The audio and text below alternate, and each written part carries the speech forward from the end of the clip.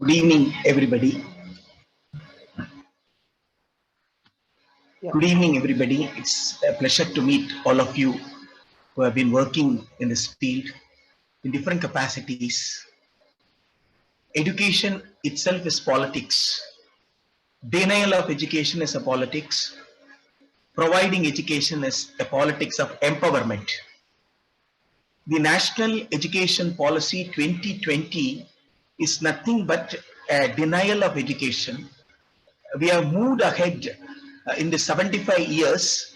Whatever we may say that we could not provide a state-funded education, we could not provide equitable access. In spite of all these things, we were able to provide a democratic space to some extent to the students and teachers. And now NEP 2020 is nothing but to reduce this democratic space. That is why the type 3 college, what they call it as type 3, is nothing but a challenge to all the government colleges, especially in Tamil Nadu, where we have many arts and science colleges run by the government, medical colleges run by the government. Now, if you want all these colleges to become a multidisciplinary college, they need to be funded. Who will fund them? A high-end private college will mobilize funds in many ways, and it can easily become a type 3 college. But 50% of the government colleges and universities will be closed by 2030 if in letter and spirit this NEP 2020 is going to be implemented. Why they are, I understand from an interview that Dr. Kasturi Rangan gave for the Hindu newspaper, that he openly said we want to reduce 50% of the colleges. He said that the infrastructure is poor, it is ineffective, they are substandard, so all these colleges has to be closed. Now the question rises, if they reduce 50% of the colleges, how will the students study? Because in Tamil Nadu alone, 10 lakh students write higher secondary examination. Nearly 8 lakh students clear the higher secondary examination in the very first attempt. Now for these 8 lakh students, where do you have colleges? Now if you reduce the college, what will happen? Their ploy I see is that to demoralize the higher secondary students by saying that you cannot have higher secondary as a eligibility and enter into a university. You have to go to a coaching center and you have to get coached for an entrance test. Now they are using the word entrance test, but in later years I do not know, because NEET, it is National Eligibility Cum Entrance Test. There is no word called medical in that NEET. So that means NEET is open for all. Now in 2021 NEET notification, they have included life science and nursing also. Those who clear NEET can be, the NEET score can be used for life science courses and nursing courses. And NEP 2020 says clearly, it is National Testing Agency which will conduct an aptitude test, and that aptitude test score will be taken for admission into colleges, any colleges.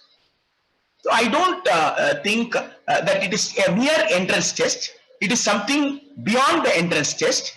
They just want to see that students, especially the marginalized students from the marginalized communities, the rural background, urban background, whatever it may be, the poorest of the poor, in Tamil Nadu, for example, right from first standard to 12th standard, they can get educated in a government school or a government aided school without spending a single paisa.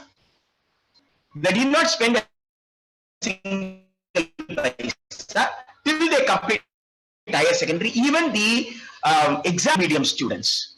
Apart from that, right from 6th standard, the government is providing financial assistance. They are giving 500 rupees for the child, and for plus 1 and plus 2 they are giving 1000 and 1500 rupees.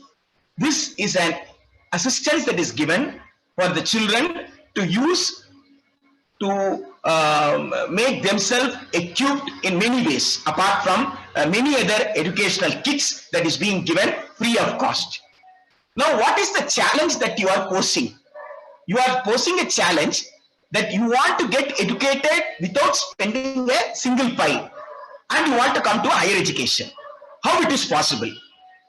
So now when you go to a entrance examination, automatically you have to go to a coaching center. Now the policy is taken by the union government, but the responsibility is given to the state government. What is a challenge given to the state government? If the state government school students are not able to compete in the entrance examination, it is up to the state government to provide them coaching. The state governments are already having financial crunch. They do not have money to run the schools because GST is collected by the union government. Almost all taxes are collected by the union government. Even under Sarva Shiksha Abhiyan and other schemes, funds are not being given properly to the states in time. In such circumstances, if you are giving an additional burden for the state governments to also run a coaching class for the students, how it is fair? Now the basic question rises, when we set a syllabus, the syllabus is set age appropriately. For example, an higher secondary student normally is between 15 years and 17 years. In Tamil Nadu, I think so it should be all over India in the same age.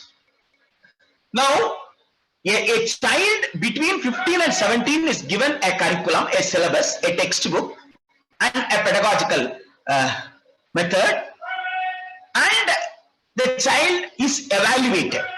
Now we have to understand that a person below 18 years of age is a child, and the test that you are giving to a child is more when you ask a child to prepare both for the board exam as well as for the competitive exam. Now the question is that when you have a syllabus, age appropriate syllabus, and evaluation is part of the syllabus, the Directorate of Government Examination or the Central Board of Secondary Education is going to evaluate. They are government bodies. They are going to evaluate and they are going to give the mark sheet. You say that is not an eligibility.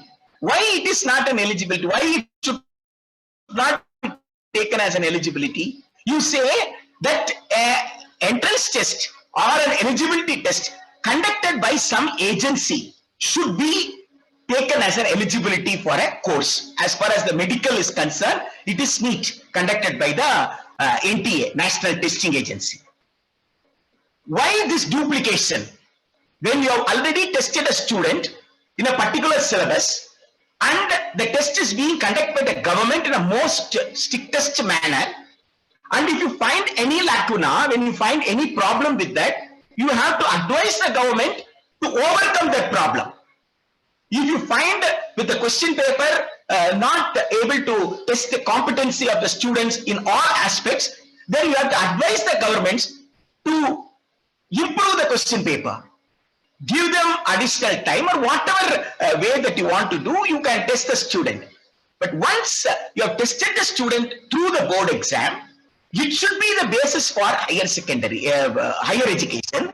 Then only all students will step into higher courses, whether it is a degree course or professional course. In Tamil Nadu, I think so the same should be in other parts of India also. A BA, BSc, BCom, whatever may be a degree course is seen as an empowerment, especially for the marginalized community. For centuries together, for generations together, education has been denied. Now education is the only tool of empowerment. When a person secures a degree, it is not an employability skill at all. It is an empowerment. He gets a dignity. He is respected in the society. And he is getting through that course, the degree course, undergraduate course, is only to win over that respect in the society. But the MEP 2020 is reducing the entire education to literacy, numeracy, and skilling for job. Whether it is a primary school, secondary school, senior secondary school or it is a college, throughout the mainstream education, they are insisting on occasional skilling. Vocational skilling is not a professional qualification. Vocational skilling is a job skilling. And the word that they use is that you have to identify what are the skilling needs of the area, the local area. Who will identify? The local community will identify. And the list has to be given to the students. And the student has to get equally qualified in the occasional skilling also, along with the academic performance. So now it is a burden. And apart from this, you are asking the child to cross 9th to 12th, and in CBSE already they have introduced a semester system indirectly by using the pandemic. NEP says it's a semester system right from 9th standard to 12th standard. They say the syllabus will be reduced. For higher secondary, syllabus will be reduced. It will be stress-free. Child can prepare and write at any time he or she wants to write. But that will not be an eligibility. What is stress-free is not an eligibility. Again, you have to go for an entrance test or an eligibility test, and only through that you are going to enter into a higher education. I think so. It is nothing but to see that majority of the population remain as a semi-skilled labor, and a small population who have the affluence, who have the language and other empowerment, they will try to move ahead and they will try to come, and this class will remain as a survival class. The entire NEP document, I think so, has nothing to do with education. It is a monocultural nationalism roadmap. It's nothing but monoculturalism, cultural nationalism, because they do not see language as a language as a medium of education. They place language in a cultural tone. That is why they are talking about Sanskritized culture. They are not talking about Sanskrit language. What they feel is that when a working class, a child from a working class like Rohit Vemula or Muthu Krishnan or these kind of students, when they come to the university, they try to assert. This assertion is seen as a challenge to the ruling class. So those who want to maintain the social hierarchy, those who do not want to share with others but maintain their own status, want to see the persons who will challenge the system should not come to the college. When you come to the higher education, you need to be submissive. You are given reservation, you are given scholarship, use the reservation, use the scholarship, get yourself qualified, go for. That means it is an animal existence. It is not a life with dignity. If it is a life with dignity, I will question the status quo. This entrance test is to prepare the mind. See, take for example the IAS officers. You are conducting UPSC exam. Who passes the IAS exam? One who is alienated from the society. One who is taken out of the society. He or she stays in a hostel or somewhere else, locks the door, prepares the text that has been given to that particular candidate, and they try to pass. Most of the IAS do not have any social understanding. They do not have any political understanding. So the same thing will happen to the higher education also. When you are going to be literally coached in a coaching center where there is not going to be any critical thinking, where there is not going to be any discussion, and your mind is prepared to accept what is given. So whatever they are trying to create a cult. That is why they want a child to come into the school at the age of 3, because they find even a 13-year-old girl as a challenge to them. So now right from 8th standard also they are questioning. So they want a cult where there won't be any question at all. So if they want to create a cult, they have to catch them young. So at every stage, give additional challenge so that the child will not have any time to talk about the family, to talk about the society, or to participate in the family activities, whether it is the economical issues concerning the society or the social issues. Take for example, they call it term honor killing. It is not a honor killing, it's dishonor killing. There is nothing honor there.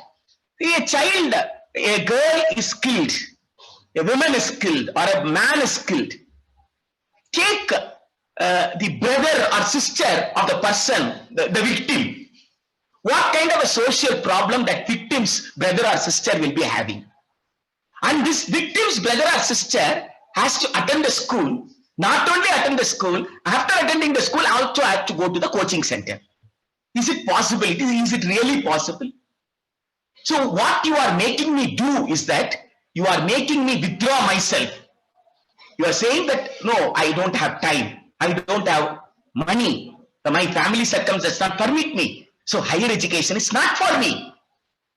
See, for centuries together, this was the idea that you planted. Only on January 26, 1950, you said that everybody can be educated. All can come to the higher education. So after 75 years, you are turning the wheel back. Now you are again planting the idea that higher education is not for me, it is for someone else. I may take an education, what is fit for me, what I can do within my community or within my village. So the NEET in Tamil Nadu, the political establishment in Tamil Nadu is to some extent has become aware. It is not like other states. That is why the assembly has passed the bill. It is pending with the governor. The governor is keeping quiet, even though the constitution says you are supposed to clear the bill, that is give assent or send it, reserve it to the president or send it back as soon as possible. So he has time for everything, but he doesn't have time to look at the bill. NEET in Tamil Nadu, what we see is that even the poorest of the poor, even their number may be less, that is those who come to the MBBS, but the poorest of the poor had a hope that he or she can become a doctor. Now that poorest of the poor is now losing the hope.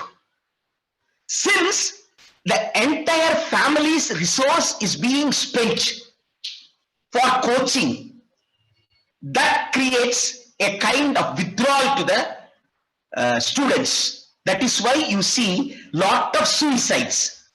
See, even for higher secondary, when the mark is less, some suicides have happened. Not to this extent, because they lost the money, they lost the years after higher secondary. They are attempting for the entrance examination. First year score is poor. They are attempting for the second year. Then they are attempting for the third year. If they keep on attempting 1 year, they have lost their age and they have lost their money. What will the child do? The child that crossed the childhood, it become adult now.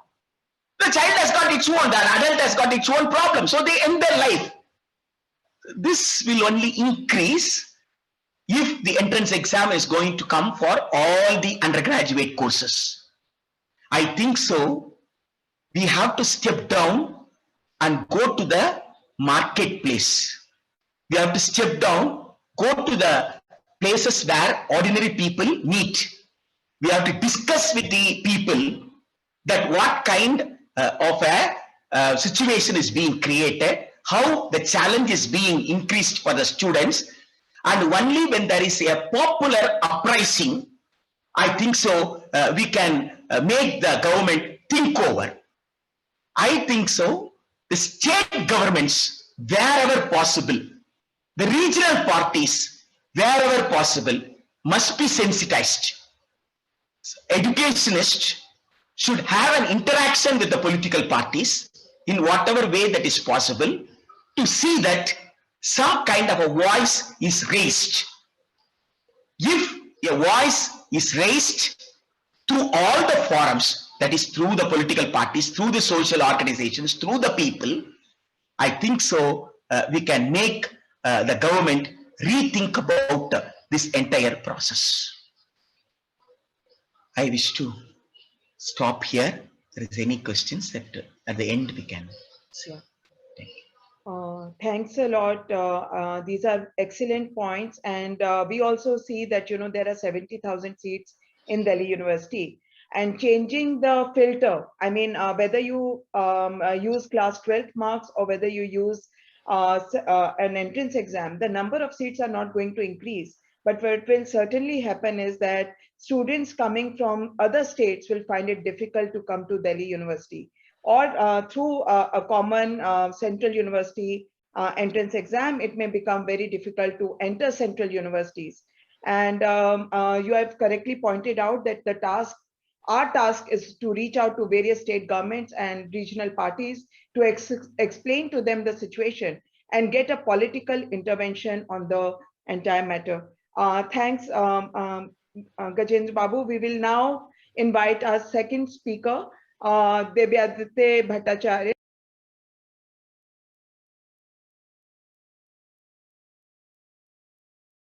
I will now invite him. He is joining us from Princeton, and we are very thankful that he has given us time. Oh, no, my thanks to you, Abha and DTF, for organizing this. I think this is a very, very important intervention that one is making at this point of time. And why this is important is what I will try and say in as many words as I can. Now, the thing is, I mean, this is, as a movement, this is picking up now, and it's important that we try and build it in as powerful a way as possible, as Gajendra Babu has already kind of hinted at. And I think that I should thank Gajendra Babu for actually giving me, for actually preempting a lot of the pointers that I will try and build on and try and see how this ploy of bringing in a common entrance test is actually another way of furthering one of the agendas that the NEP 2020 tries to espouse in a very, very major way, which is the mass digitization of higher education. So I will try and see how a common entrance test is actually a means for bringing in what one has already heard as a blending of higher education, blended education or digital education. How is that going to be furthered, or that kind of an agenda is going to be actually emboldened by a common entrance exam?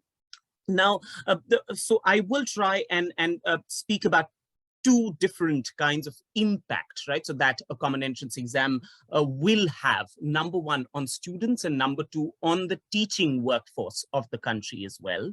And therefore, try and see where this is going to eventually lead us. Now, the first question that perhaps we need to ask ourselves is that insofar as we believe in the politics of commons, right? So insofar as we believe in knowledge commons, in the democratization of education, why are we actually taking a position against a common entrance exam, right? So that is a question that perhaps somewhere we need to address, right? So because, and this is to just place it at the outset, I think a common entrance exam at heart and in policy logic is actually absolutely anti-commons.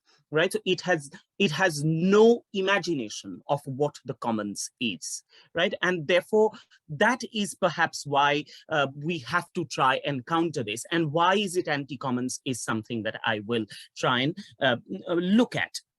Now, one of the arguments that has happened or that has come through, that has actually come up by way of a resistance to common entrance exams would be talking about the proper university character of every university. I don't think that really works, right? So because this kind of the character of JNU, the character of DU, the idea of JNU will be destroyed, right? So because every university is unique to itself.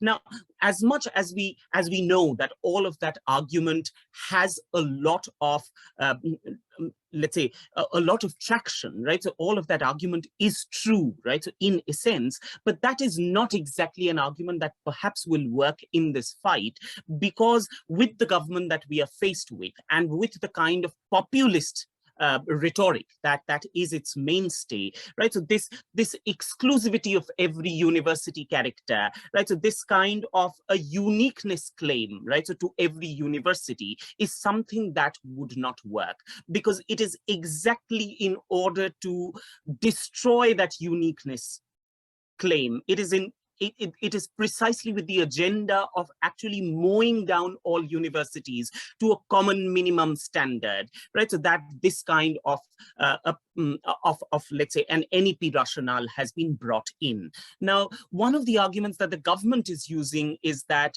there's going to be an egalitarian principle to admissions, right? So if we bring in a common entrance exam, right? So insofar as everybody will have a fair chance at entering any university, right? So there will be a formal equality of opportunity, right? So of entering any and every university in the country. Now, this is a completely fallacious argument. This is a complete sham of an argument, right? And we have already had a history that testifies to the sham of this, right? And that is what we have to try and look at. Now, coming from the government, it has that kind of a populist rhetoric. It has a certain kind of a rise of the provincial, let's say, student force, right? So insofar as a student in Bihar, right, so should have equal opportunity to enter into a liberal metropolitan university, and therefore liberal metropolitan universities should not have any kind of control over the students that they allow access to, right? And that is the logic that is constantly being used, right? So this kind of a populist egalitarian logic, right? So that there has to be a fair chance given to everybody. Now, this is the exact neoliberal logic.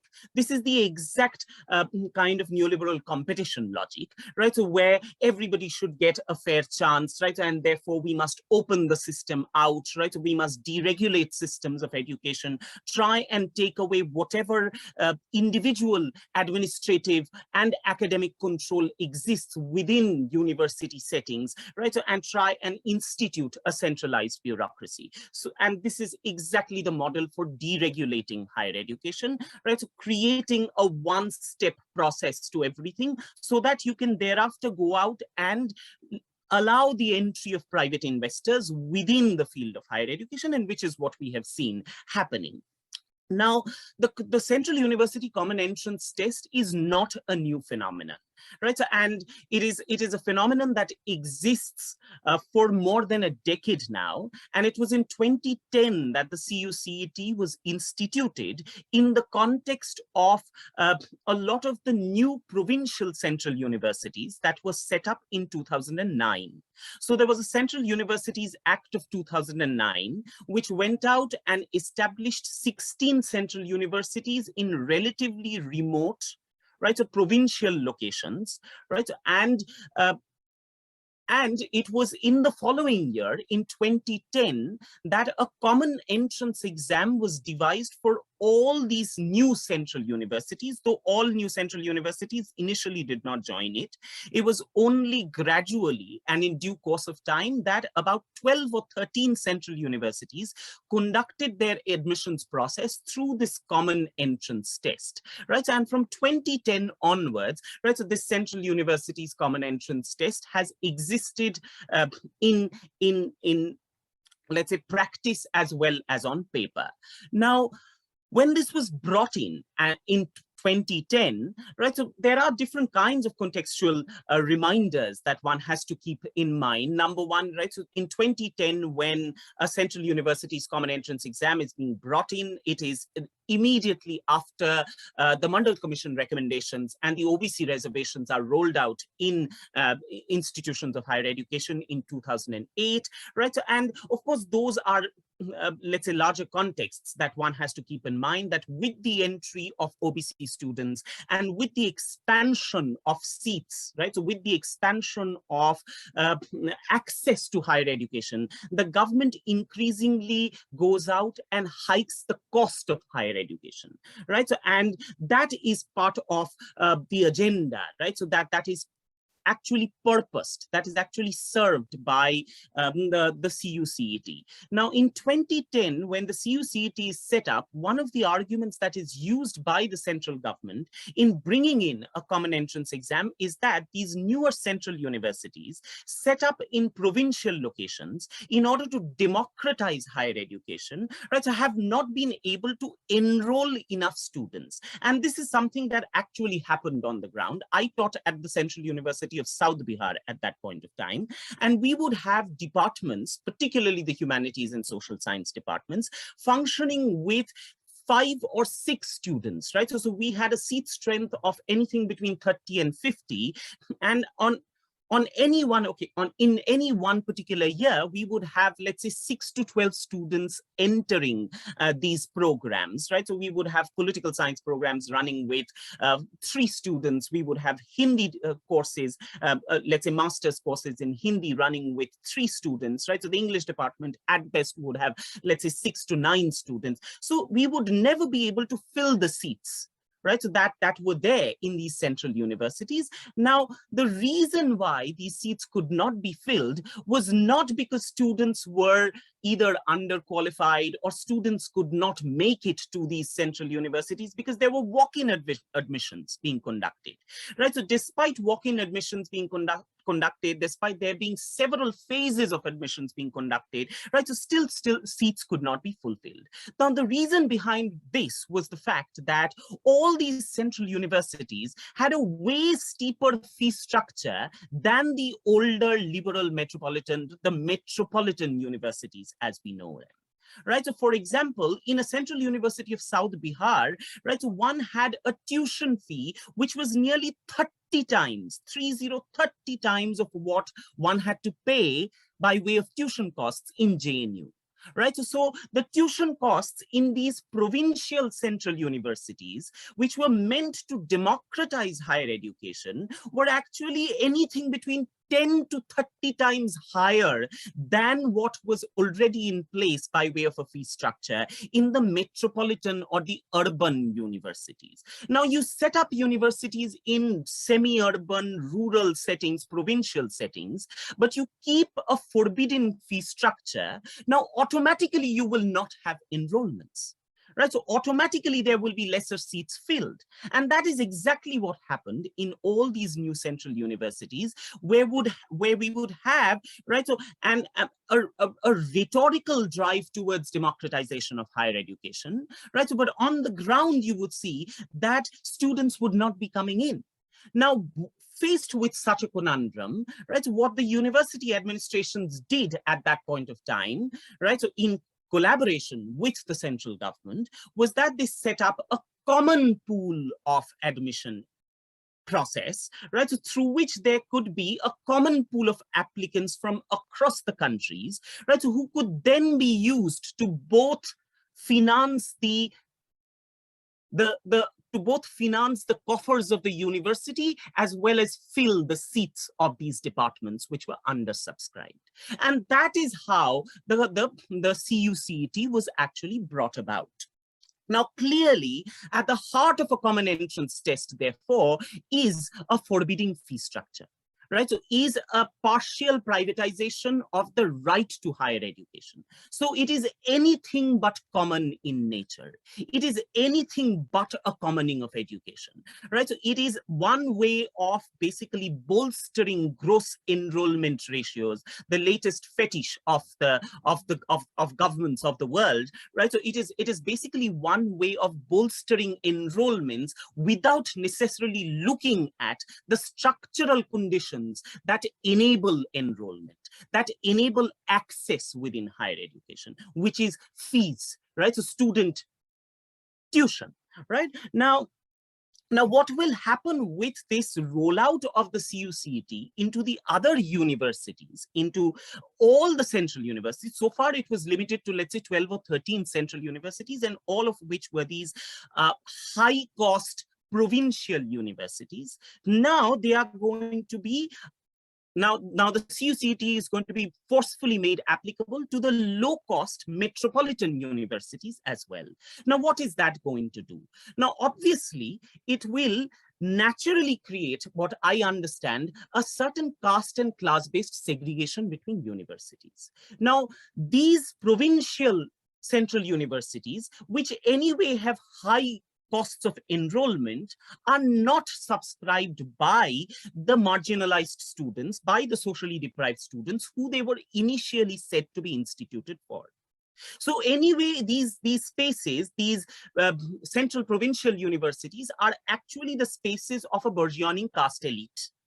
Now, what will happen as a result of these, of the CUCET being panned out in the other metropolitan or the urban central universities, is that you will be formally told that, well, the socially marginalized classes can now have a dream of social mobility, right, by moving to the metropolitan universities, because those are low cost central universities, right, so where you can easily move, right? So therefore, if you are not making it, and that will obviously, right, so it works as an aspirational ideal, right? So you will be told that, and these will be obviously socially marginalized students, right? So these will be Dalit, Bahujan, Adivasi, women, Muslim students, right? So on paper, it will be made to seem that, well, they can now have a chance at entering the hallowed portals, the hallowed spaces of Delhi University, because those are low-cost universities. So one can, through one entrance exam, enter wherever one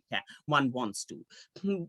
But the catch here is that the opportunity costs of leaving one's own place of birth, or leaving one's own place of residence and moving to a big city, right? So the living costs of staying in residence in Delhi, right? So without necessary physical infrastructures, and we know how hostels are being clamped down on. We know what kind of poor hostel infrastructures and the inadequate hostel infrastructures that are there, right? So we know how JNU has actually gone out and under the current vice chancellor, right? So the deprivation point system has been completely removed.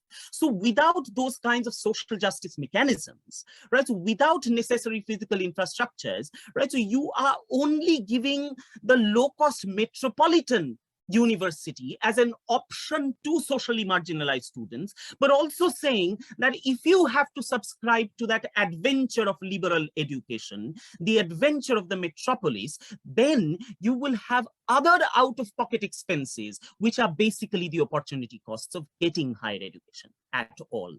Now, which of course is in itself a very, very forbidding idea, right? So for people to move, and these are people, right? So as we said, right? So these are people coming precisely from those spaces and those settings, right? So which could not dream of an education in Delhi, right? So, and they will now be told that those are the universities that are meant for you, but you will have to finance your education if you were to physically log in, right? So if you were to physically subscribe to that kind of an adventure of education. Now, obviously, that is not going to be possible, right? So staying in Delhi in rented accommodation, in paying guest accommodation, and experiencing a taste of, let's say, low-cost liberal education is obviously not going to be possible for these marginalized students, which is why the central provincial universities were set up. Now, what will then become the option? And this is the route that I think all of this is going in. Therefore, what will happen is that all these central universities will be forced to run online courses and MOOCs through which the socially marginalized can log in to the fabled adventure of metropolitan life and education, right? So this is the kind of blending of education models that we are actually staring at, right? So, and this will serve several purposes at once. This will serve the purpose of, let's say, nominal formal social justice, right? So by saying that we have enrolled the socially marginalized within routines of higher education, albeit online, right? So, and this will also bolster enrollment ratios, right? So in a paper way. But what it will finally lead to is a deep segregation of public infrastructures of higher education, where physically, let's say, registered students, where physical regular higher education will remain the preserve of the caste elite and the class elite, while online education will be peddled as the default choice of particularly SC, ST, OBC women and Muslim students. Right, so that is going to be the kind of deep segregation of higher education that we are looking at through this kind of, and of course there are other things, right? So with the NTA taking up this entire process of conducting an admissions process, right? So then there will be automatic entry of private edtech companies, right? So who will run the CUCET, right? So the CUCET is going to be completely digitized, right? So there are going to be edtech startup companies taking over and providing the platform for running these tests. So there are so many ways, right? So in which this is actually going to bring about a complete implosion of the physical infrastructures, of the number of colleges and universities that need to exist in the country through a mass digitization of higher education. And that, as Gajendra Babu has already predicted, that is precisely what the NEP also talks about. The Kasturi Rangan Committee report, right, so has no pretensions in actually going out and saying that the current number of 52,000 higher education institutions in the country will have to be brought down to 12,300.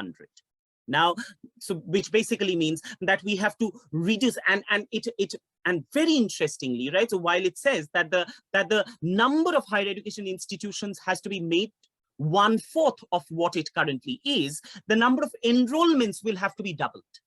So the number of enrollments must become 50 from 26.3, while the number of institutions must be reduced from 52,000 to 12,300. How is that possible? That is only possible through a mass digitization of higher education. That is only possible through a blended model of class segregating and caste-based segregation of higher education, right? So where physical, regular higher education will be available to only certain people, while online education will be the default alternative of all others, and particularly the deprived. The final point with which I'll end, just 2 minutes, is that how this is going to impact us teachers. Now, when we were there in these central universities, in the non-metropolitan, non-urban central universities, we saw that a large section of the teaching community was actually happy about the fact that central universities common entrance exam has been instituted, which basically reduces the involvement of teachers, right, so in the bureaucratic work of conducting admissions, right? So now this is going to have a massive fallout, and a massive fallout in terms of, again, what the NEP is predicting very, very clearly as the contractualization of teaching posts. The NEP for the first time in the history of the country, right? So here is a policy document which openly talks about contractualizing teaching positions in the universities.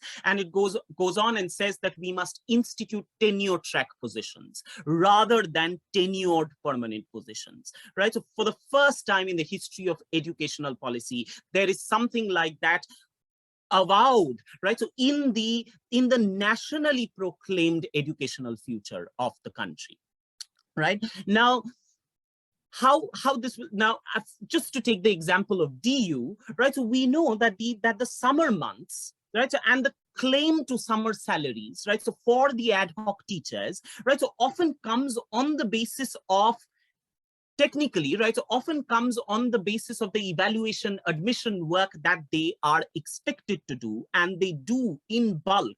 And to great extent, right, so through these two periods, right, so the admission work is a kind of work that makes the teaching workforce absolutely necessary to the running of the institution, right, so through those summer months. Right, so without the admissions work, right, so the teaching force is going to be completely rendered unnecessary, right, so through certain periods in the year. And that is the time when you can actually go out and shed off your teaching workforce without necessarily impacting the running of the system. And that is exactly what we are going to see, right, so through the CUCET, where all admission processes are going to be centralized, bureaucratized. There will be no necessity of teaching labor, no necessity of the involvement of teachers, right, or any kind of control of teachers over the admissions process, right, which would mean that the entire teaching workforce would be rendered unnecessary and redundant and excessive through certain periods in the year. And that is the truest recipe for contractualization. If you can make teachers unnecessary to the running of the university system for certain moments of time, then you can go out and shed that labor off. You can actually very easily go out and implement a contractualized policy, right, or a contractual appointment policy, right, so through those periods of time. So there will be a further shortening of contracts, and that is exactly what we have seen in the central universities, in the new central universities where CUCET has come in, right? So summer periods, summer months were the months where the contractual teachers, and there were a lot of, I worked as a contractual teacher, right? So, and it was during the summer months that we did not have an appointment. We did not have a claim to a salary because our labor, because our services were completely rendered excessive and redundant. So, and that is exactly where we are moving. This is exactly how the ad hoc workforce within DU is also going to be rendered excessive through the summer months. And it is going to be a further move towards permanent contractualization of teaching workforce. Thank you so much. I can take more questions as and when they come. Thanks, Debadite. You have added many important points, especially the fallout for teachers right now. Also, teachers, the kind of work we have to do for admission and the continuous process, there are many teachers who feel that, CUCET will bring relief. But the fact that CUCET can have other kind of fallout, I think right now we are not thinking about it. And we need to take it to the teachers. And this is an important point which you have given to us. With this, we will invite our third speaker of the day. And we have with us Nivedita Menon.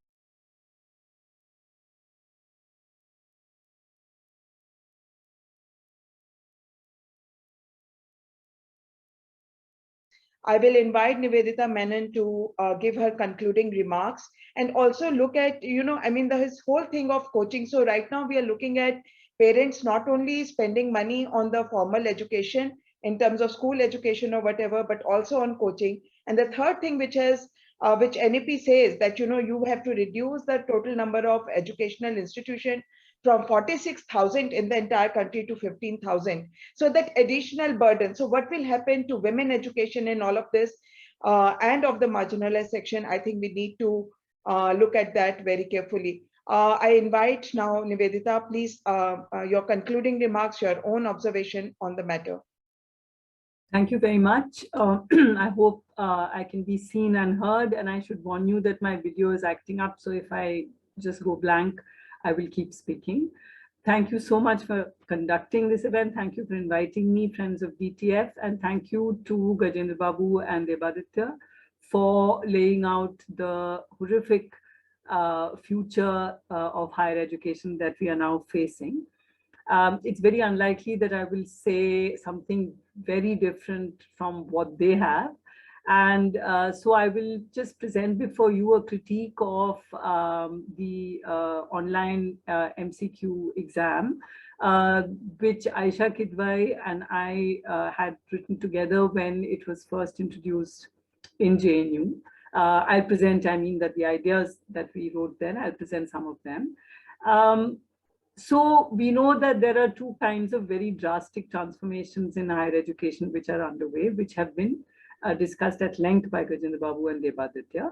The devastation of the public university system and its replacement by private players, who will be given free rein to run universities as profit-making organizations. And we also know that this process actually predates this current regime, the Modi regime. But some of the most dangerous changes have been proposed by this regime, including the Higher Education Financing Authority, which has already been put in place. It was put in place a couple of years ago.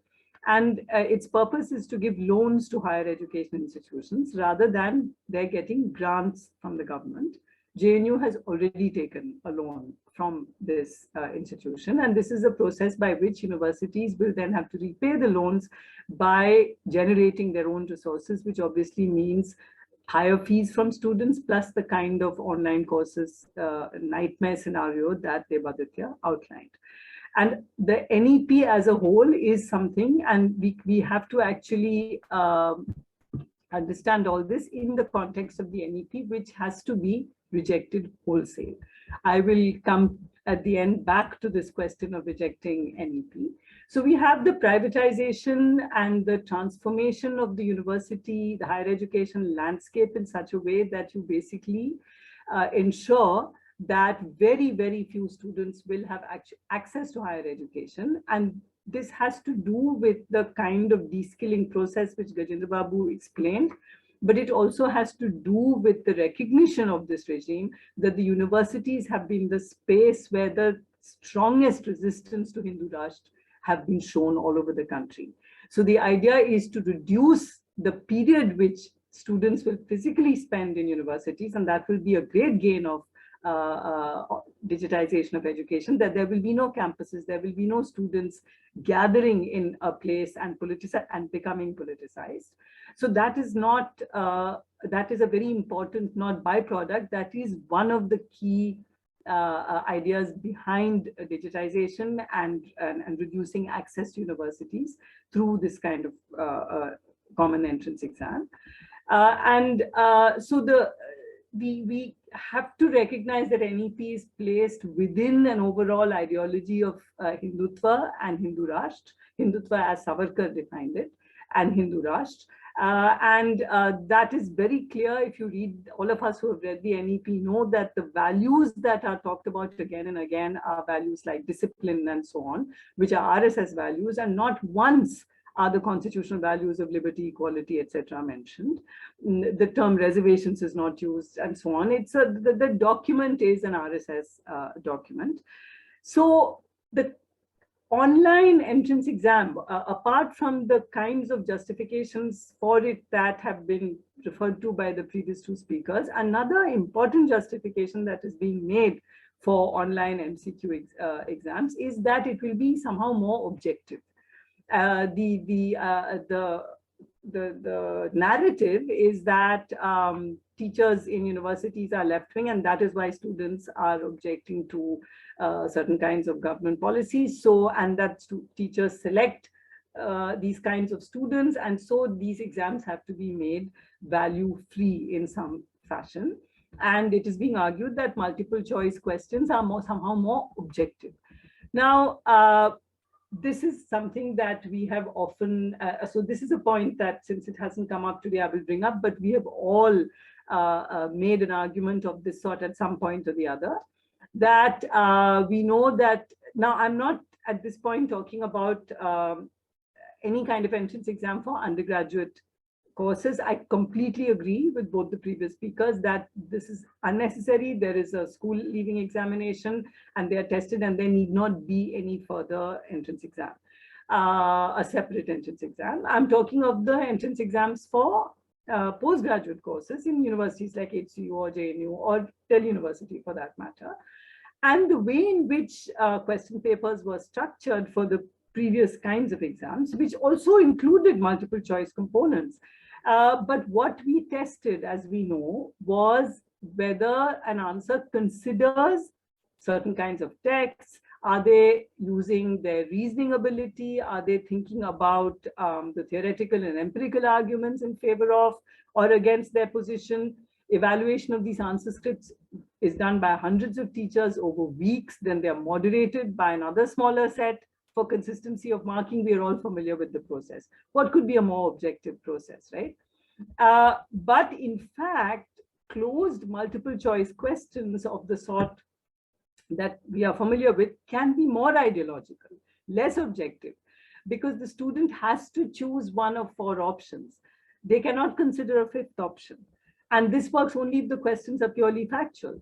So let me give you a couple of examples from a very long-standing multiple choice exam, which is the UGC's NET, that most of us have had to do at some point or the other, write at some point or the other.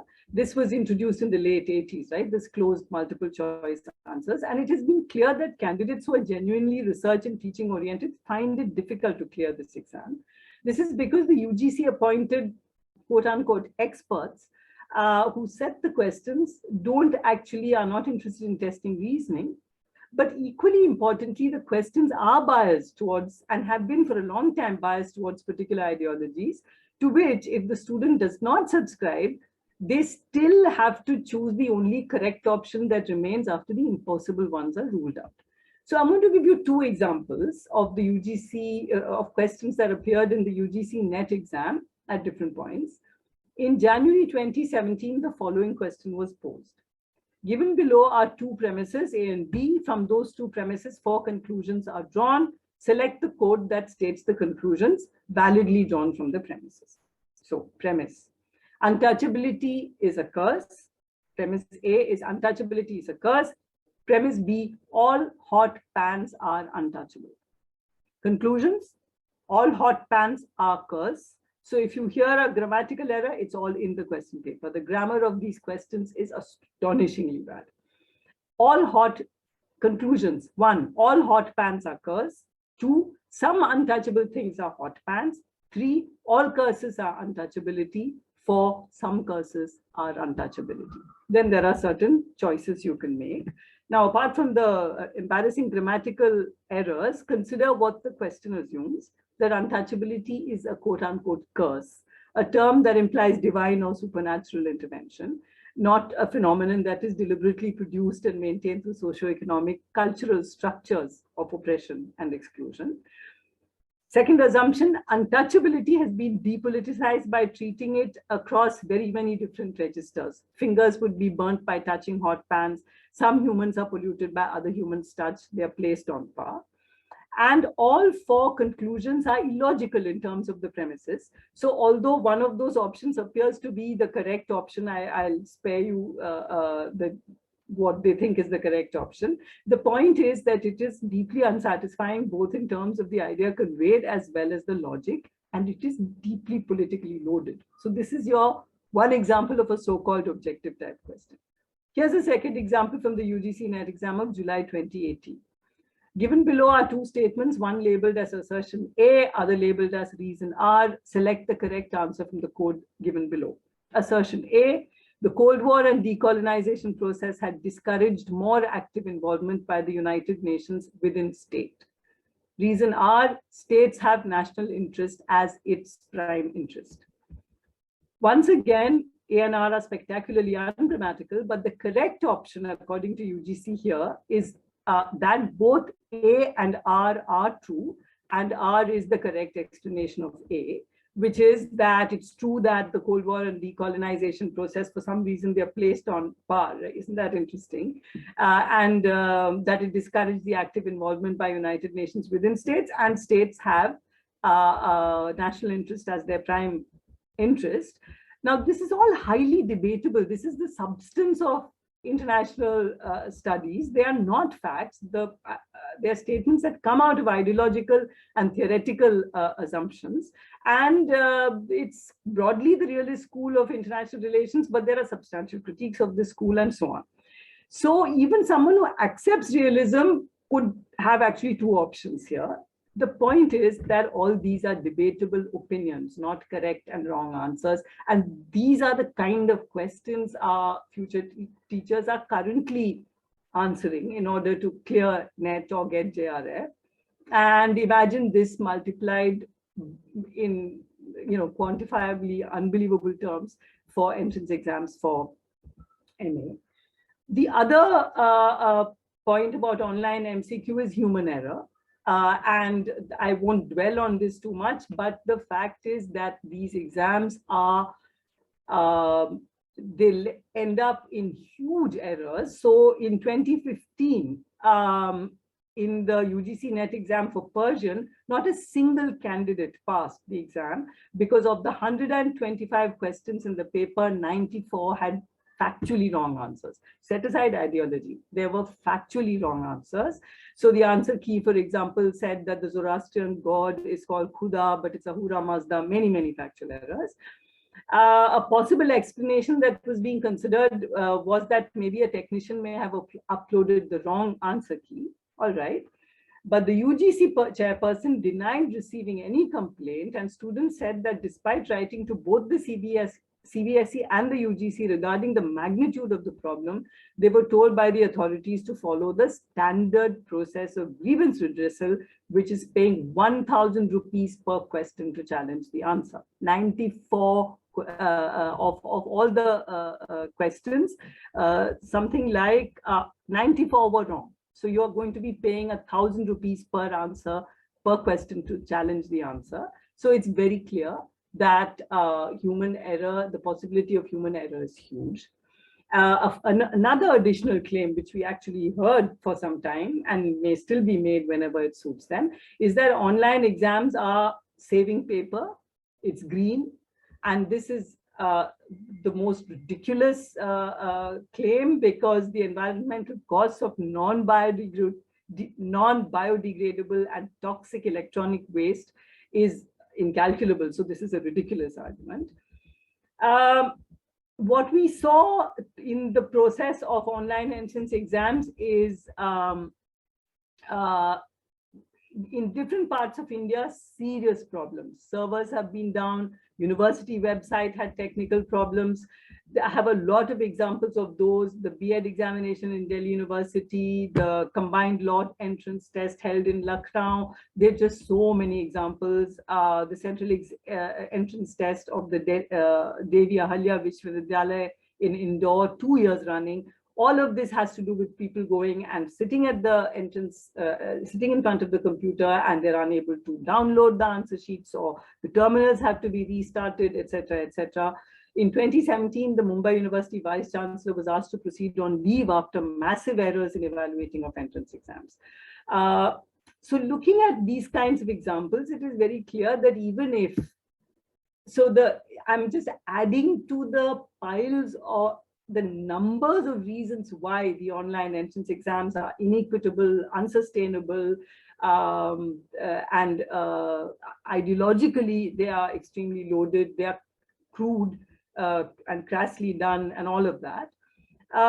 Now, the IIT joint entrance exam was at that point being cited as a successful exam of a successful example of entrance exams with MCQ. But at that time, in fact, this was actually false information, because in humanities and social sciences, they did not have online exams at the PhD level. They had written entrance exams. But now, of course, with the centralized exam across PhD programs, that too would end. The question is, the point is we have to also, so there are large political and ideological reasons for doing online MCQ, but there is always a money trail. Who profits? Who makes huge profits if this kind of massive digitization takes place? At one level, we have to first of all say, and this was an argument that was made, that online exams are cheaper than conducting all India entrance tests. Now, this is simply not true. In fact, the expenses of paying software providers is much higher than conducting examinations on paper. And the fact is being hidden from us that online examinations are the more expensive option, and it's cheaper to do testing with pen and paper, even for entrance exams like JNU, which are conducted in multiple centers all over the country. So there are companies like Prometric, Pearson VUE, TCS, and other such test delivery firms that tend to be, and their budgets are much higher than government-run mass examinations are, and we can be sure that crores of rupees are involved, and these costs too will be recovered from students and high student fees. Now, let's understand how these, what are the logistics of running these exams? We actually haven't thought about that, and most of us as faculty don't have an idea of what is involved. A company will win a tender to conduct the exams. And our NTA is not something that is actually physically conducting. The NTA will also be handing out contracts to private companies.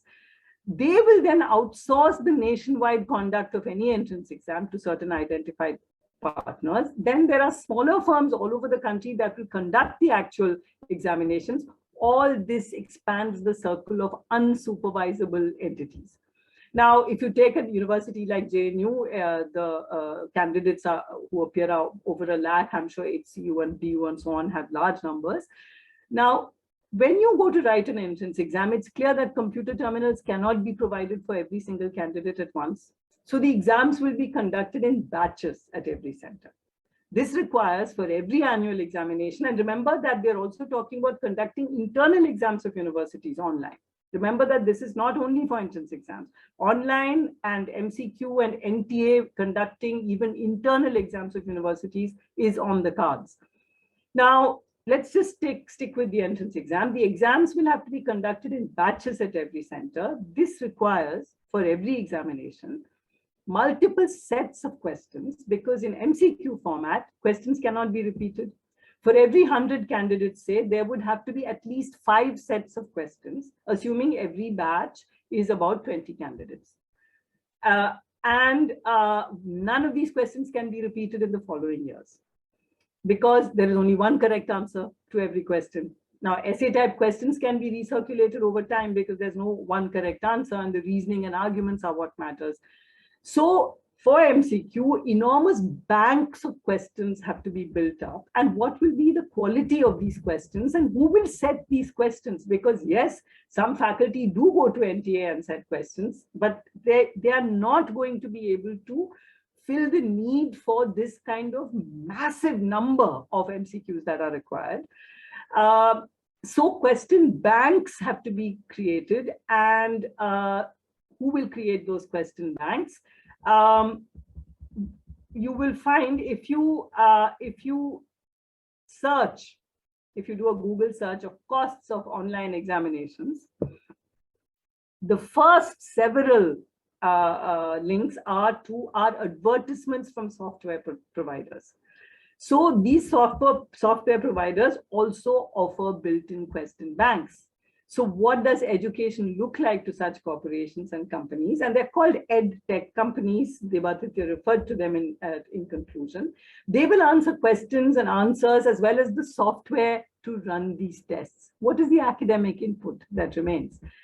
Now, in the widespread cost cutting in universities nationwide, where library funds are being slashed and hostels are being shut down and so on, what we are finding is that crores of rupees are going into the pockets of edtech companies, and cost cutting will affect the library and salaries of teachers, because that's another phenomenon we've seen all over the country, salaries coming late, and of course, teachers not being able to, ad hoc teachers, for example, not getting summer salary and so on. And we all remember when Javadekar was education minister, he told schools, don't come to the government with a begging bowl. So it seems that this government thinks that the resources of the government are their own private pockets, and they need to be reminded what every single person in this country pays taxes for. So the stakeholders interested in making a strong pitch for online examinations and other high expense technological fixes like biometric attendance, that's another nice little monetary thing there. I'm just looking at the time. Can I take another 5 minutes, or should I wind up now? No, please carry forward. Yeah, okay. It's fine. So who are the stakeholders interested in making such a strong pitch for these kinds of things like online exams and biometric attendance. What kind of monetary incentives are circulating in our systems to push institutions into this disastrous, technologically driven mode of conducting entrance exams and eventually all examinations? The experience of the USA is instructive. British publishing giant Pearson has virtual monopoly over all aspects of education, from testing to online classes, that is in schools, from testing to online classes and student data systems. An investigation found that Pearson stands to make tens of millions in taxpayer dollars and cuts in student tuition from deals arranged without competitive bids in states from Florida to Texas. This was an investigation in the US. The review also found Pearson's contracts set forth specific performance targets, but don't penalize the company when it fails to meet those targets. And the contracts give Pearson extensive access to personal student data with few constraints on how it is used. So this is another element to online exams and digitization: data capitalism, data mining. This is part of how we are being used through continuous linking with Aadhaar and so on. We are just huge amounts of data waiting to be mined by private companies, edtech companies, with absolutely no accountability to anybody. And the investigation said that Pearson has aggressive lobbyists and top-notch marketing and a highly skilled sales team. So there's this huge private interest. And but as it was pointed out, when the government starts doing things like, and this was in the context of the US, that all states must conduct these tests, as an educational Jonathan Zimmerman said, there's gold in those hills. This is the phrase from the big rush, gold rush to the West in the US. The people we have elected, he said, have created a landscape that allowed Pearson to prosper. This is what we're looking at. It's not very far in the future. It's right here. So I will just simply conclude by asking a set of questions, which we need to be thinking about very seriously, drawing on everything that the previous two speakers have also said. Who are the big players in the education software business in India? Do we even know their names? Because they're going to be running our universities. What kinds of incentives are being provided to decision makers in our currently public university system? I'm using incentives as a euphemism. Why are decision makers, how are decision makers being encouraged to push education to benefit education software businesses? There are consistent and aggressive moves to introduce technology into every aspect of education. In other words, follow the money. And I think if when we follow the money, different goals will be revealed. Just to conclude, online entrance exams are only one part of the NEP. We have no option but to reject the NEP wholesale, with its triple agenda of reducing access to higher education, making education a profit-oriented sector, and establishing the values of RSS and Hindu Rashtra over those of the Indian Constitution. We must learn from the determination, steadfastness, and democratic mode of decision-making displayed by the victorious farmers' movement and march on. Thank you. Thanks, Nivedita. This was, we need to understand the lobbies which are behind such a push. And you have rightly put that all of this has to be rejected, NEP has to be rejected, and this means a lot of work on the ground in building a movement against it. We will now open the forum for questions or comments from from our audience or our participants, other people, friends who are joined. Particular question, Rituda. Am I audible properly? Yeah, you are. Rituda, I have a question. How do you see this, permanent and this random, permanent making the post of the guest faculty permanent in West Bengal in the form of this act? I mean, how does it hit the academia? Because all of you know that there are 13,000 guest lecturers without even a qualification or without even a prior training were given a permanent post in the college, and as you know, for a long time the colleges have no post vacancies, and even when they were post vacancies were asked for, the colleges didn't even provide it to the CSC, which is the recruitment body here in West Bengal. So how do you see to the fact? I mean, I would like to know your comment. Should I respond to it right away? Yeah. Yeah, okay. Thank you, Shobhik. I think, I mean, it's an important point. And in the context of West Bengal, of course, there is a larger history to that kind of a permanent fixing of part-time posts, right? So which, of course, at one level saturates the teaching sector, right? So, and of course, employs a huge workforce, a huge teaching workforce on permanent contracts, right? So, and without a lot of entitlements. So, of course, I mean, that is a fairly and we know, right, so that this was a populist measure. We know that this was brought in, and this has happened, of course, before, and it's only something that we see heightening within the current TMC government. This had happened with the CPM government just before it got voted out of power as well, right? So, and this is a certain kind of a vote bank tactic. We know that this was brought in to try and consolidate teacher votes, right? So, in favor of the ruling regime. Right, so that has a certain history, but my position about, let's say, what you call a permanent contractualization of a certain segment of the teaching force is not necessarily an antagonistic position. I don't think that one necessarily has to do away with these posts, right? So I think they are posts which have been created, and there are problems with the way and the politics that drives the creation of these posts.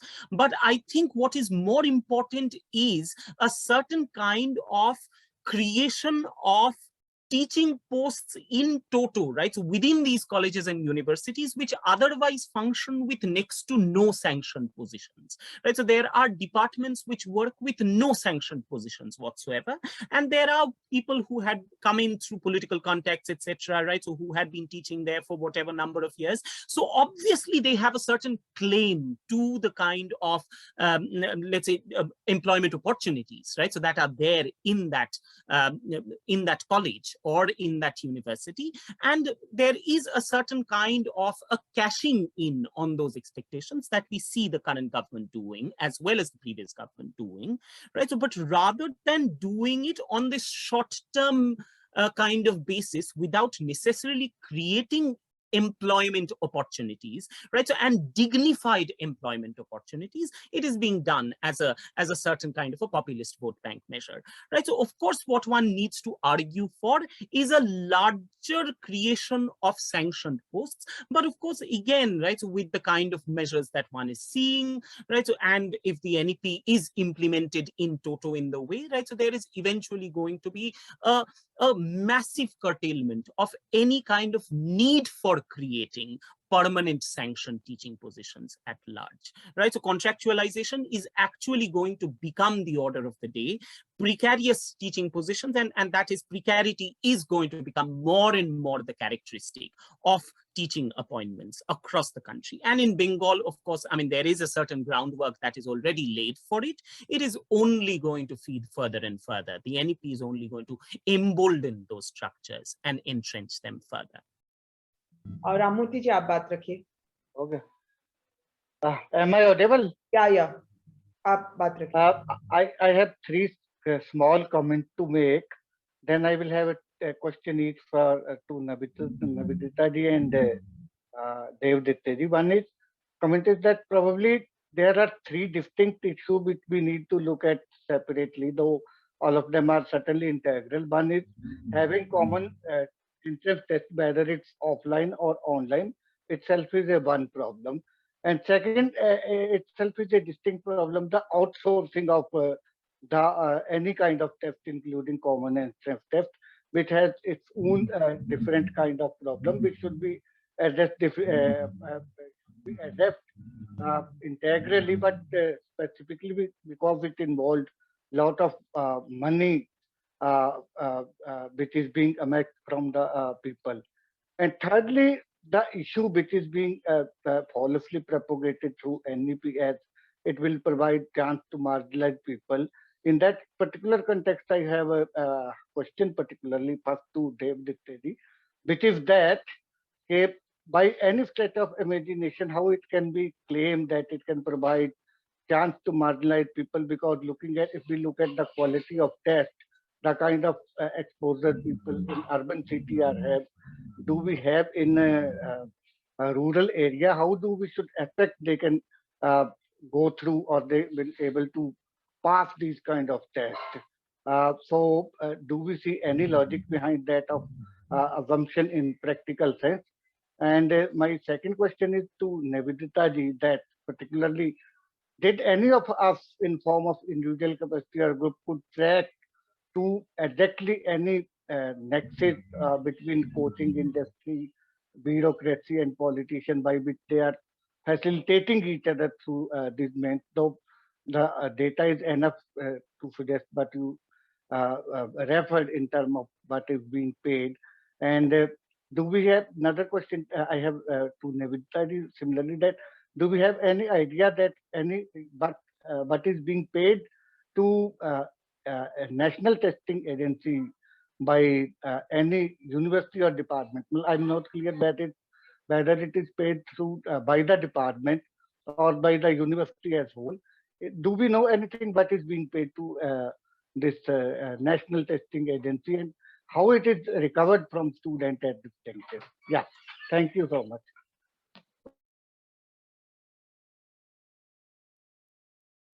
Will you go? Nivedita, do you want to just? Okay, I'll just, because mine were. So I don't actually have the figures now, but when we were looking at how much it cost JNU to conduct that first MCQ online, we know that JNU actually, prior to the situation when we had normal written exams, JNU made a profit by selling prospectuses.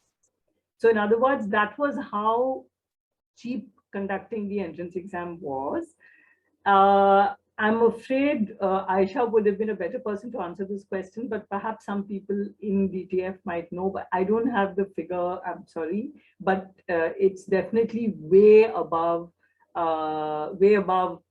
ending up with a profit over selling prospectuses. I think that, so that question I'm not actually able to answer to your satisfaction in terms of the actual figures, but this is easily, it can be easily found out. As for the first question, how do we track the networks of power and money? Well, you know, that has to be done through deep journalistic investigations and other kinds of, you know, use RTI where possible. But having sort of understood how society works, we know that policy changes which benefit industry are not coming out of nowhere. We don't actually have to have any great sense of any specific kind of information to know that if the government continuously pushes policies that benefit industry, then something must be going on. That is the best I can do, I'm afraid. Thanks. Debatite, before you answer, Yeah. Gajendra Babu wants to leave. So if anybody has a question for him, then that can be asked now. Otherwise.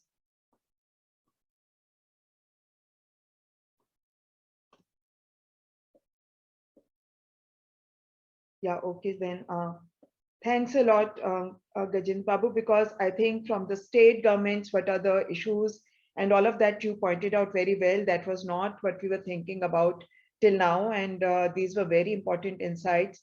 And I also believe that our task is to reach out to state governments and political parties. I mean, the time frame within which we have to put our actions into places, we have very small time to act on all of this. But thanks for being here and thanks for your presentation. Devatitya, you can, thanks. I think he's okay. My personal thanks to Gajendra Babu as well, because I think, I mean, that state perspective was very, very necessary. And that is where coalitions actually have to be built. So thank you, Gajendra Babu. And I hope to be able to kind of get in touch with you and think about possibilities by way of organizing coalitions at state levels, right? So because this is the next thing coming to state universities now, right? So now they have rolled it out for central universities, and the next thing is going to be for state universities, because that's where the bulk of student populations actually are. So yes, but Ramji, thank you so much. I think, I mean, as a question, it's a question that I don't necessarily have an answer to, but of course, I mean, there are possibilities that one can hint at, right? So how will students coming from marginalized communities muster the kind of competence, as you say, right? So muster the kind of technological competence or otherwise to be able to clear these tests. Of course, there are going to be, as Shobhik already pointed out, there are going to be coaching centers set up for them.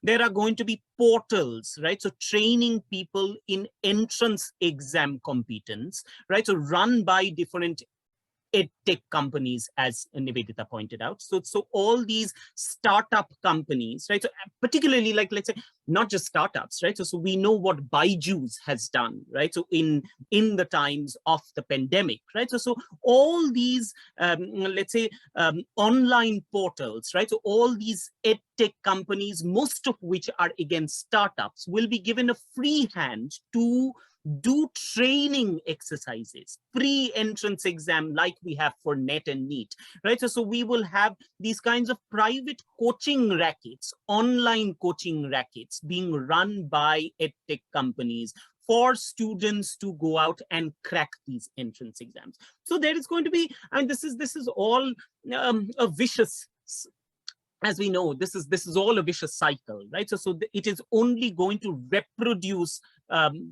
graver and graver dangers in terms of the entry and the rather invisible amorphous entry of private players into the higher education sector, right? So there are going to be more and more players entering the market in the name of first entrance exams, then coaching for entrance exams, then let's say undoing, let's say, all kinds of handicaps, right? So to being able to answer entrance exam questions. So you will have all kinds of services floating around.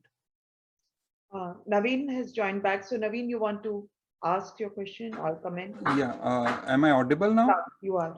Okay, actually, most of it is comments, which is based on the discussion which was there in the academic council meeting of DU when this entrance exam was proposed.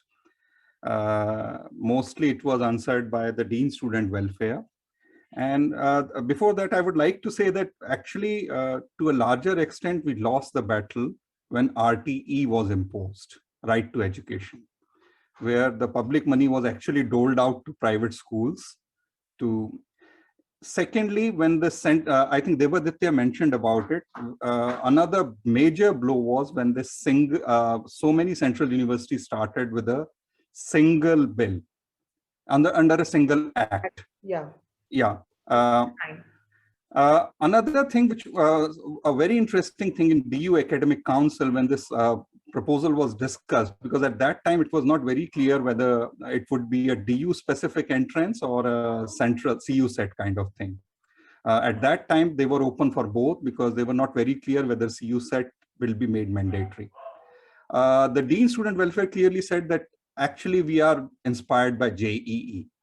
He is from at that time the DSW was from chemistry, and he said when we proposed this, we were in a very close discussion with the people who are conducting JEE exam. So that's something which is very interesting, that JEE is something which is very focused exam. It focuses only on engineering stream. From that inspiration and from that modeling, they said that we will be going to implement it in DU. Interestingly, Rajiv Gupta, the Dean Student Welfare, he admitted that yes, this imposition is biased to some extent because it is, we are viewing everything from JEE present. Interestingly, some of those people privately argued about some of the things which actually I think as a community we have failed to answer from many years. One thing which they argued is, कि JNU में तो बहुत सालों से entrance हो रहा है. So what is the problem?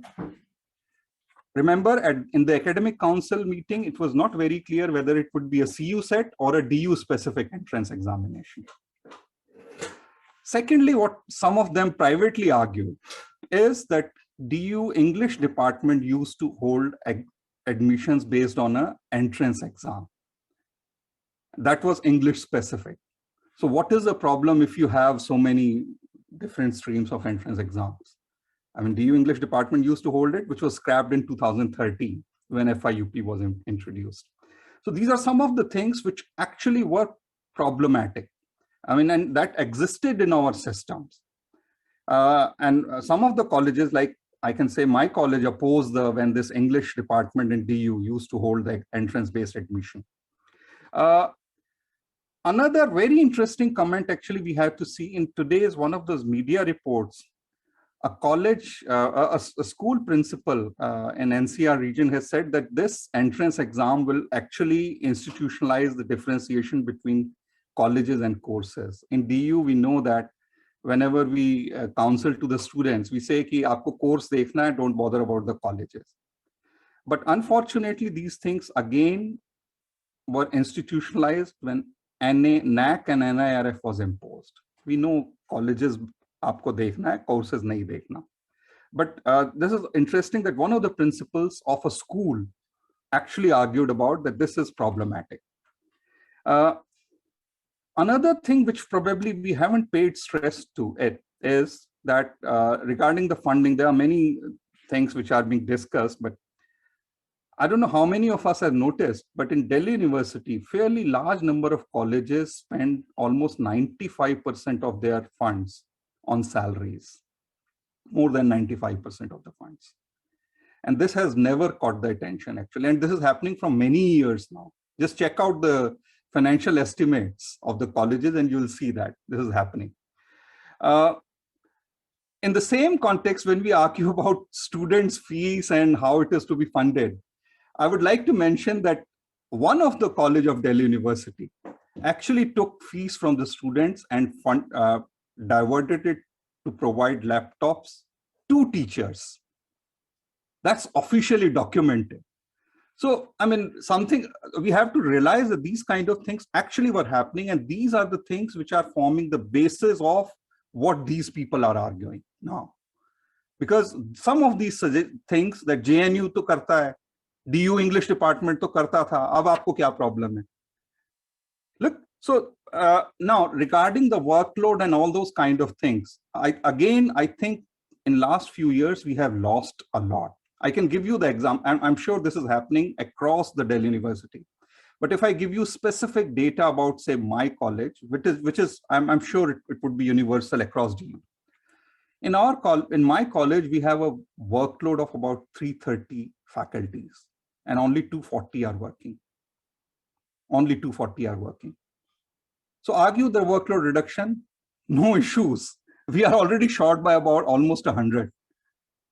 We are working with 2/3 of faculty. So if the MOOCs, etc. would be introduced, I don't think that they will reduce the workload, that we will go down further. So the problem is we are not, I mean, these are some of the inconvenient things, which is very difficult. I know they are selecting I mean, जैसे वो JNU का pick करते हैं, they don't mention that it's a predominantly postgraduate university.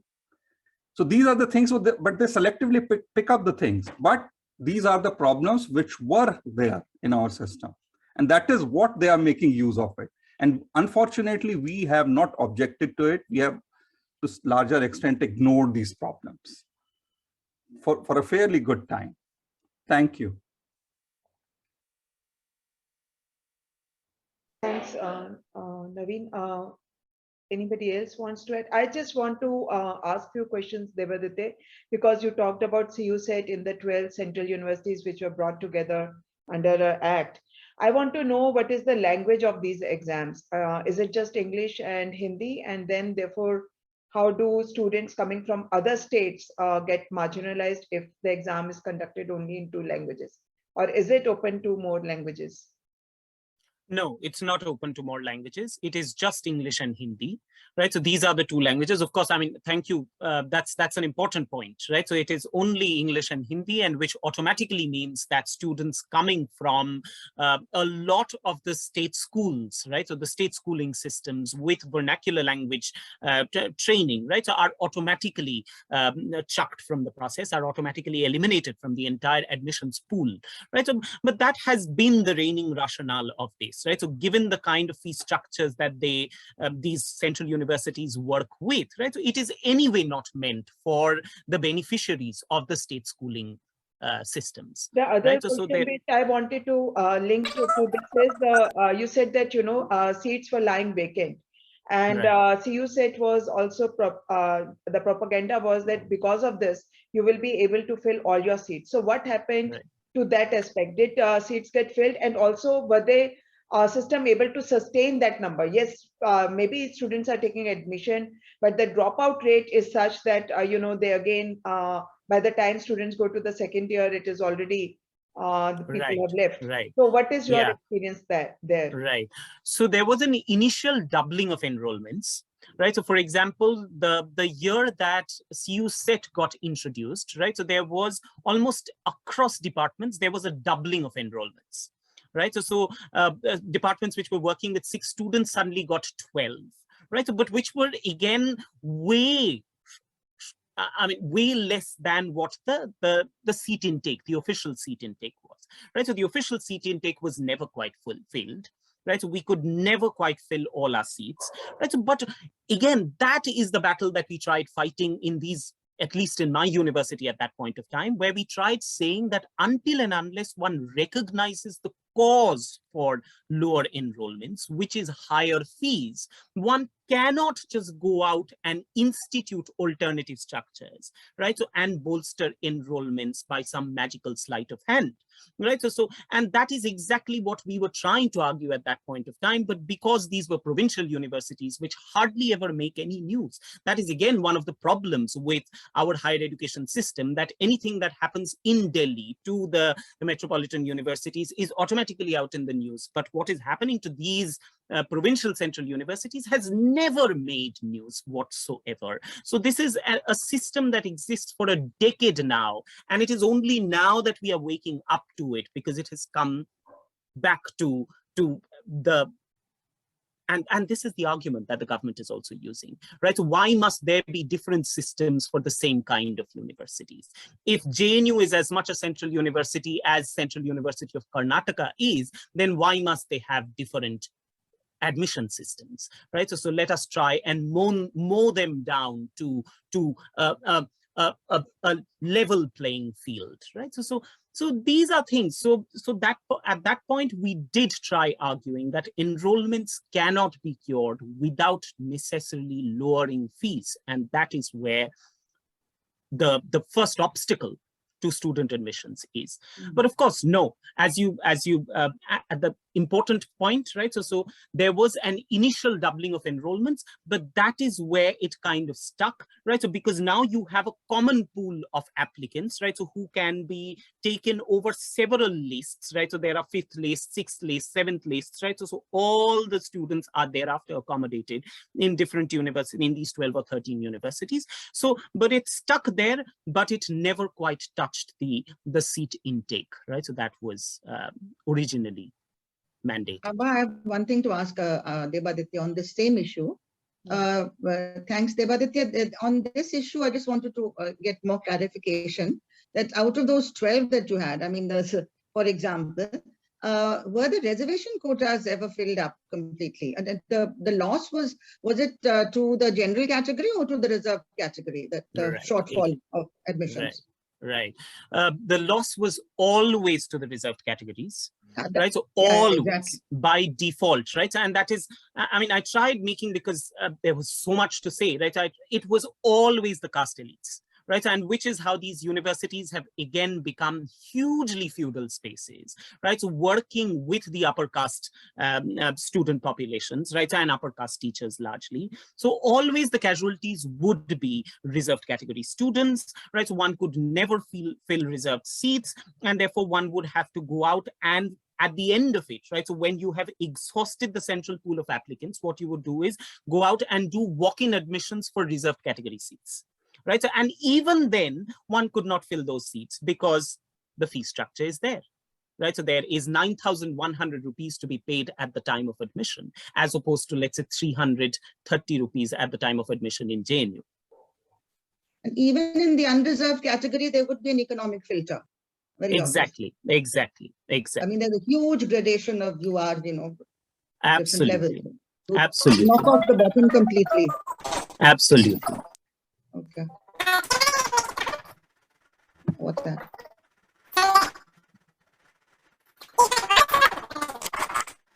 Is someone trying to speak?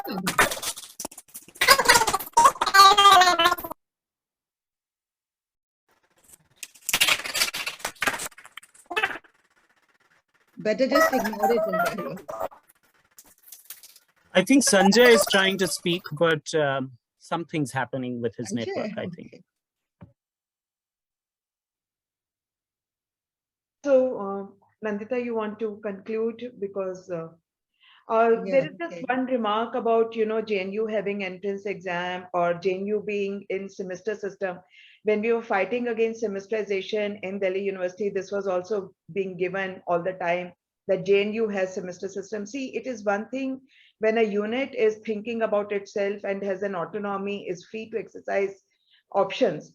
It is another when the scheme comes as from the top down thing. And right now also, for example, English department did used to conduct exam, but the nature of the exam was completely different.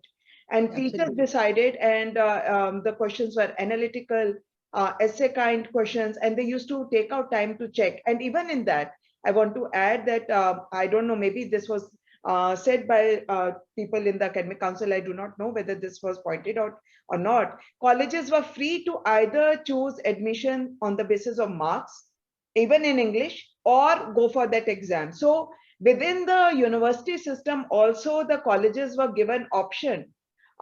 Today, what we see is that there is a top-down thing, and we are being pushed not because of any academic debate, discourse, any any autonomy with the units. Today, when we are being pushed in one direction, it is beyond our control. It is just we are being pushed without, and teachers have been thrown out of policy making. When English department, for example, or JNU decided for some entrance exam, there was some autonomy with the teachers. We were deciding, and in fact, Nivedita, you can add, I think NTA was conducting entrance exam for PhDs for last 2-3 years, and it is now this year that teachers fought and said that teachers will design the paper. I think that has happened in JNU right now. I mean, this year. It's a little messy there, because we could, so my video seems to have gone off, but Yeah. I'm going to keep speaking. It's a little messy because it's, we are in a cleft stick. Do we set questions with the NTA or do we not? Do we boycott? So we actually boycotted. Yeah. We weren't being kept out. We were boycotting. Many of us were boycotting NTA, making the argument that NTA is a private entity. And every teacher who sets questions for the NTA is entering into a separate contract with NTA. NTA actually pays you. People get money for setting the question papers, and you get payment for every session, every sitting. So we were actually, many of us were boycotting setting questions for the NTA, because we said this is, we're not going to give in on this. So we said, fine, then you do, if it's going to be taken out of our hands, take it out of our hands. So only some teachers, those teachers who wanted to be on the side of the admin, who agreed. In JNU, that was the pattern. But I know that in DU, very many serious people, teachers who are like us, have felt that it's better to take control of the process and set the questions ourselves. So they have gone and set questions. Now, this is a cleft stick. We need to talk about it. That is, if we are pushed into a corner and NTA is on our heads, do we participate in the process or not? And my sense is there is no point in participating in the process, my personal sense, but this is something as a movement we need to discuss, because as I said, we are never even if I go there and personally set 100 questions, the NTA needs lakhs of questions. And there will be others and edtech companies and others who are setting those questions. We may go and put in a lot of thought into 100 meaningful and thoughtful questions per head. That will not even cover 1/10 of the questions the NTA is ultimately going to unleash. Because as I explained, you have to have, each batch may have only 20 computer terminals. So a fresh set of questions has to be given 5 sets of questions for every 100 students. So it's a complicated issue. They're not keeping us out, they're making us participate. So do we decide whether to participate or not? Some of us have taken the position we won't, but we respect and understand that other teachers are doing it, who are in the sense who are opposed to the NEP, etc. But I don't think they understand that they're only going to go, their questions are going to be like a drop of water in the ocean. Vijaya wants to say something. Vijaya, you've raised your hand. Okay. Yeah, this is Vijaya's husband. Hijacked. Yeah, I can't speak from my computer. All right.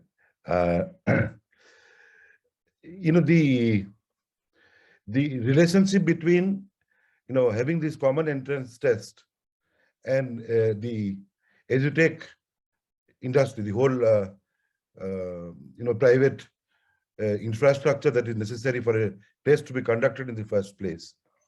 Okay, plus coaching is also what particularly the same ones will do, and it looks like that Nivedita says, even the question banks that will be required for this, they possibly would have full-time employees or whatever contractual employees around the year to add to these question banks. So that is also a job that will be taken over.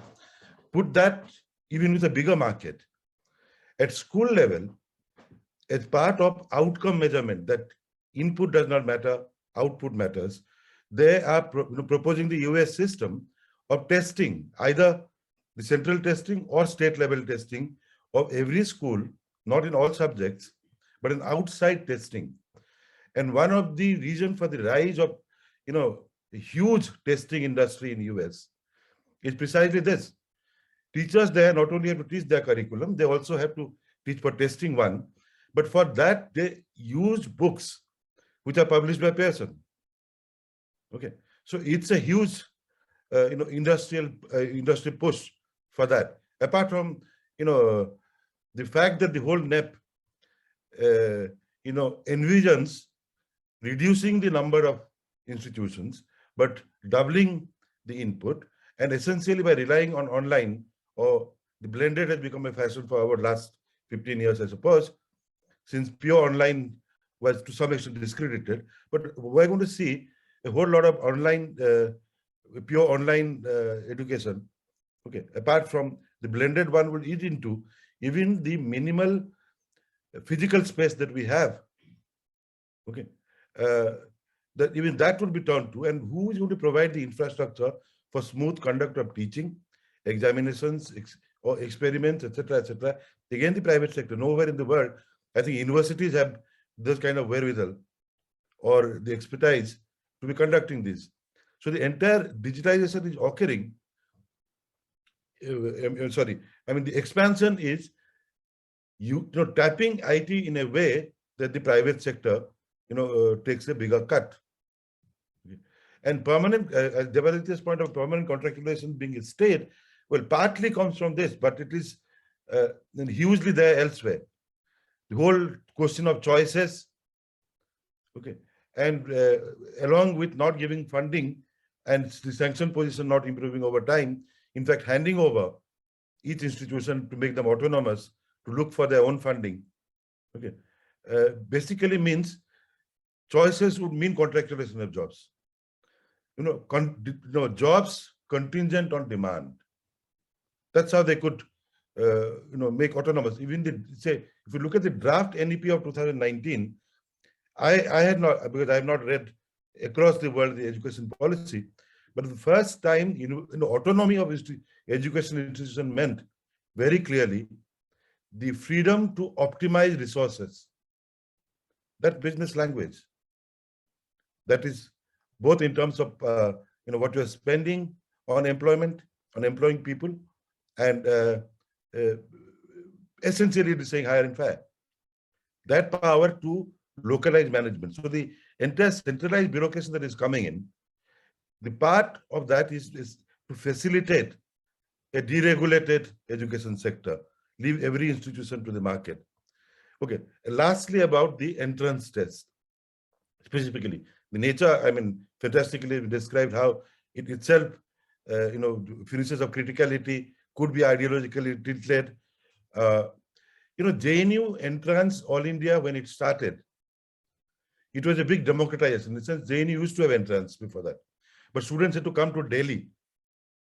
So the cost went down as soon as part of the entrance, for some courses, and whole admission was based on relatively widespread all India level. But there is a problem. If every university were to do it, and for democratization, to give opportunity to students in provincial places to come to this central university, if every university were to do it separately, of course, somebody would immediately make a counter argument that's too expensive for students, because you cannot have it in every village, every town, every district. You will have it in some one place. That also costs some bit of money. But it's separate thing. That is thing that should be addressed. But the entrances have become in some kind of norm, partly because we have chosen to ignore the collapse of the school system and the school examination system. Okay. And specifically, in states, I think you had a very good point. You have got to rely on those. Whatever system you have improved it, but rely on those.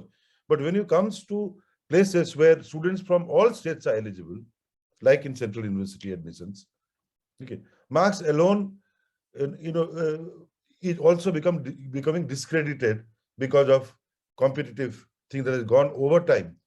Various school boards at some time surge ahead in terms of marking, though competition was set up initially by the CBSE. The kind of marks CBSE was given in English for decades, about 10 years, 15 years earlier, no state board would give that. It's only recently we're seeing in DU, for example, people are complaining Kerala board, sometimes Tamil Nadu board, Haryana board and all that, while the UP board students don't get admission. That also locally in DU we have to address and find alternative, maybe some kind of normalization of all boards, treat all boards equally and normalize the marks. Some other alternative we have to offer if you have to resist this policy designed one to entice a large number of teachers to accept, okay, test is better. If they believe marks are not a good indicator, they may certainly believe test is better. So a critique of test has to go alongside that now. Also pointing out the government must do something about the school system. Okay, so marks could be actually more reliable. At one point they were to some extent. I think that's all. Thanks, Sanjay, for your comments. Nandita, I think we can just end the session with your. You are on mute. Yeah, one comment and then I'll just conclude the session. And the comment was that, when people are saying that, after all, there were entrance exams conducted by, for the MA, postgraduate mostly, by JNU, and even Delhi University had entrance exams at the postgraduate level, because you had people coming from different parts of the country. And it was difficult to compare them, and you had people coming from different streams also, not always from the honor stream. But in recent times, Delhi University's own undergraduate education has been devalued completely, because everybody, I think, has to go through that entrance exam, if I'm not mistaken.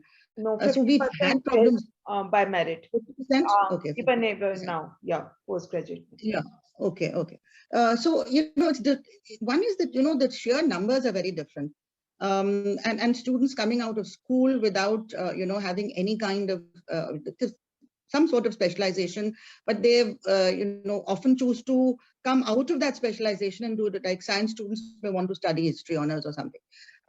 So we should not really be comparing incomparables. Or whoever is giving that argument should not be comparing incomparables.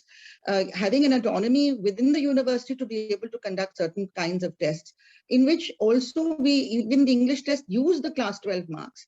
And after a certain filter, only the entrance exam or test was done, as far as I remember. I don't think we should compare incomparables, as I said.